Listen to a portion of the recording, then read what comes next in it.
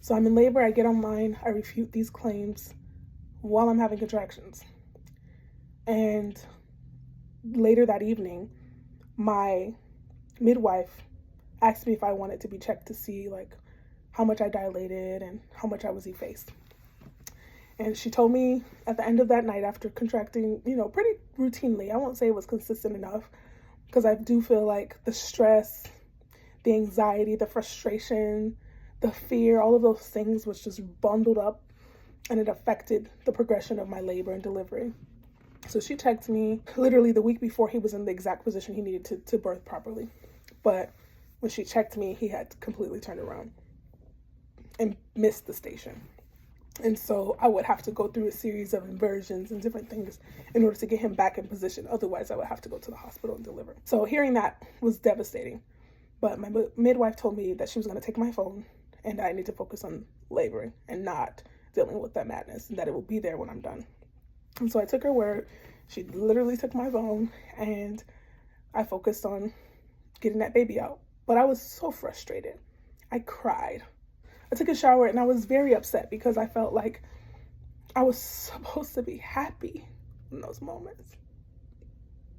And I deeply was. I was happy. I was happy to see my baby. I was ready. But these people ruined it for me. And it was hurtful because everybody that knows me, if you talk to people from elementary school, you talk to people from junior high, high school, people I grew up with in church, and friends of my family and family themselves, I've always had a pure heart. I don't try to talk about people behind their back.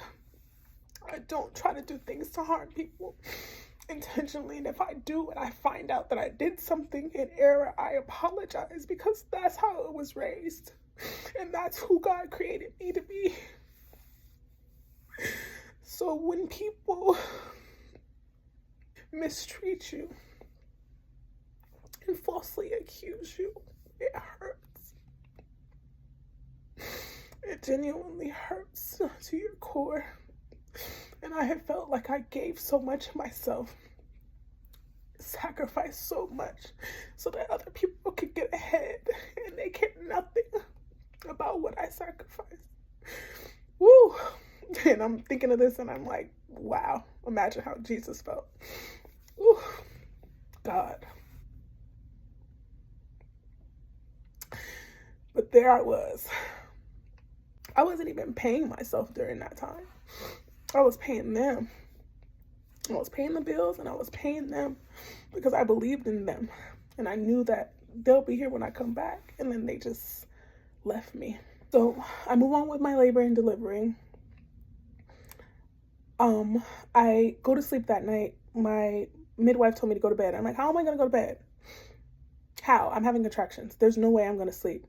So she put in vetiver essential oil in my diffuser. And it causes you to like get drowsy and sleepy. So she put that in and I got drowsy and I went to sleep. Before I knew it, I woke up. It was like 4 hours later, 4 to 5 hours later. And I'm like, I have to use the restroom. So I went to use the restroom, and then I went into my closet and I went to pray. Got out my Bible, I read some scriptures, and I prayed an earnest prayer, a prayer bearing it all at the feet of Jesus. I prayed from my soul. Every fear, every hurt, every concern, I laid it at his feet. And when I got up from that floor, my water broke. Once my water broke, I knew it was on and popping. And so I called my midwife, I called my doula, and I had to get everything ready. So my birth pool was up. We started getting water put in it, and I just knew I was gonna have that baby in a few hours. Everything was ready. And so I laid on a pallet downstairs. My older son was home from school, and we just waited it out. And I could not progress. Every time I got in the birthing pool, my labor would stop. And it was very frustrating because, remember, my contractions started Saturday. they didn't consistently, have, a method or a pattern to them until Sunday, but I was still contracting for a period of time, just uncomfortable. Hadn't really slept, haven't really eaten for a few days now. I'm just tired. Dealt with the, confusion from the employee. Just, it was a lot. Get in the birthing pool, my midwife comes, she's checking vitals, and things are progressing, but not as quickly as I would like. Let's say 12 hours go by, and it's still not progressing the way I want. And I had to do inversions and all of these different things to help get the baby in the right position. And finally, he was in the right position. So we were happy about that. But labor still wasn't progressing the way I wanted. And so with the water having been broken, I needed to have this baby like ASAP, just to make sure that I stay safe and that he is safe and to avoid infection. So around like, let's say 7 or 8 p.m. on the 31st of January 2022, my midwife checks me, and I find that she didn't really tell me how much dilated and how much effaced I was, but bottom line is I was ready to go. But I didn't know that. I was laboring in the bathroom, and that was the only area where I felt like my labor, my contractions were progressing. And that's exactly what my midwife said. She said, when you're in the bathroom, that's the only time you sound like you're a birthing mother. You sound like a birthing mother. The guttural sounds that midwives and doulas are looking for, I was definitely making them when I was in the bathroom. Something about your pelvic floor relaxing when you're sitting on the toilet reverse.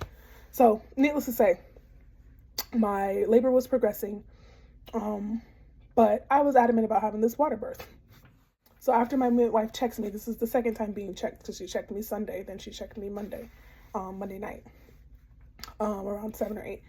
She checked me and she told me that you still got a bit of ways to go. She didn't tell me that I was fully faced and dilated. She just told me I had a bit of ways to go. So I'm frustrated and I'm ready to go off.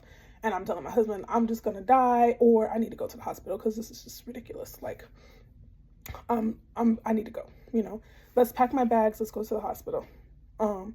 But he told me to just wait it out. I'm assuming he had more information than I did at this time. So my midwife sent him downstairs to eat because he was just on pins and needles. And I asked for my mom, and I'm just crying. And she calls my grandmother. My grandmother was there. She had to leave to fly out of town. So she called on the phone, and I was crying because I said, I need my mom. I need my grandma. And I just needed a hug. And they hugged me. My mom hugged me. My grandma called on the phone, and I'm just crying and saying that I need them.